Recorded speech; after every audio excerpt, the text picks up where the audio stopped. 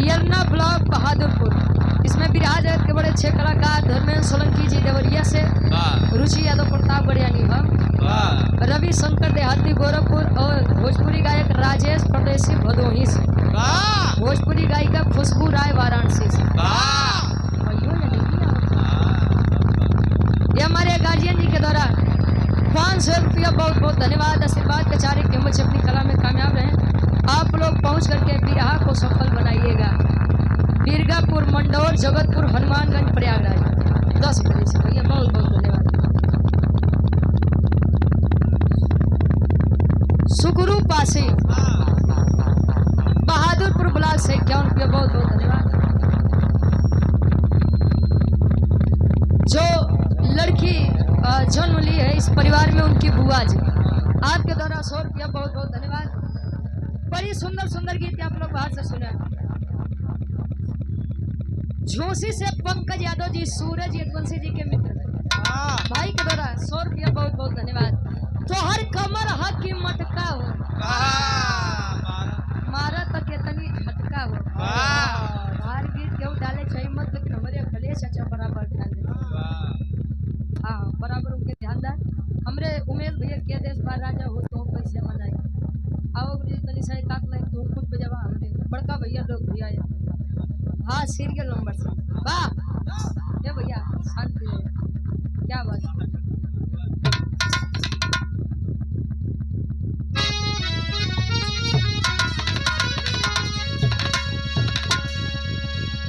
अर्जुन भैया हमरे सराय रहिया से भावी प्रधान पद के प्रत्याशी 21 रुपया बहुत बहुत धन्यवाद। ईश्वर करें कि विजय खातिर के आपको मत कर पड़ेगी। वाह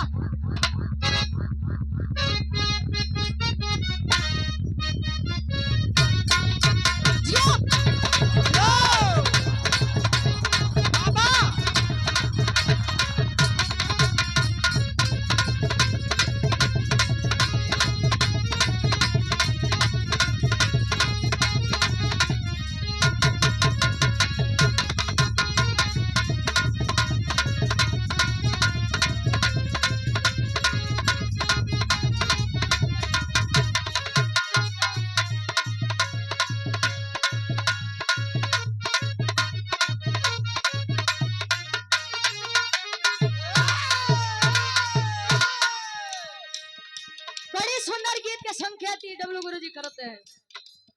कोनो लड़का कोनो लड़की के बताओ बस समझाओ। कोनो दूल्हा अपने दुल्ही के मनावन करत ना कैसे।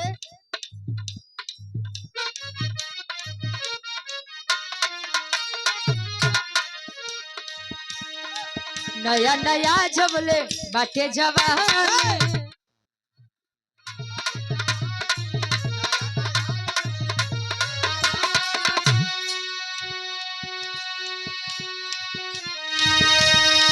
हिक भर लूटा लहरिया रानी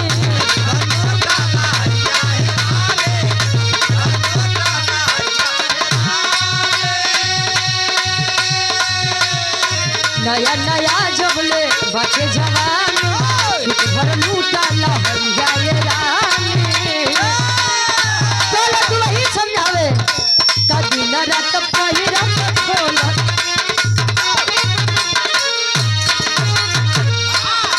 जी का दिन रात पहिरा खोलत साड़ी मन मोरा यागी भइल बा। ए राजा जी खोसत पलट कमर में दागी भइल बा।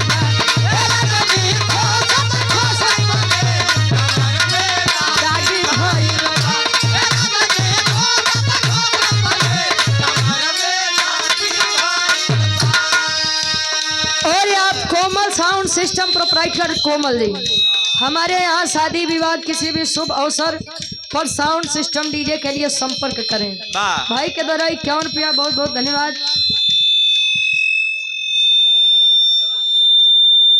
सुनील चौरसिया बिरहा जगत के बड़े 6 कलाकार गार्जियन जी के द्वारा 21 रुपया बहुत बहुत धन्यवाद।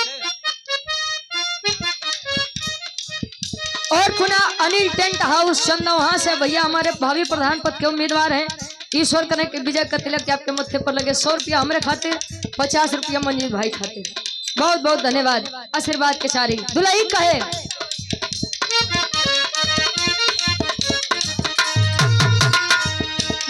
धनिया हो करू सलबारू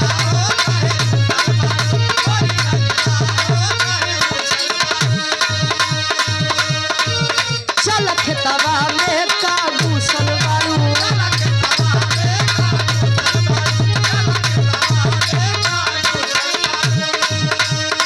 मोरी धनिया हो करू सलबारू चल खेतवा में काबू सलबारू चल दुलही के अपने सैया जी से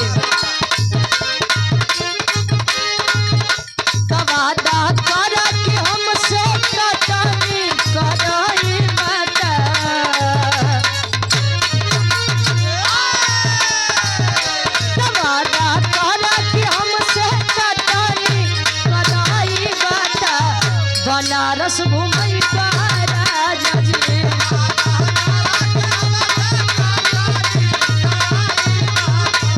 बनारस घूमई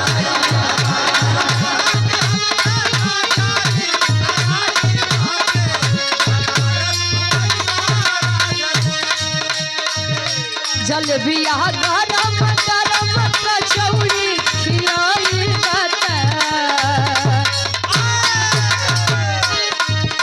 और बिरहा हाउस के डायरेक्टर साहब अनिल भाई हमारे आपके द्वारा 100 रुपया बहुत बहुत धन्यवाद आशीर्वाद के चारे की मुझे अपनी कला में कामयाब रहे ईश्वर करे के काम में दिन रात चौगुना तरक्की होकर जलेबिया गरम गरम कचौड़ी खिलाई बता मसी पियरी महाराज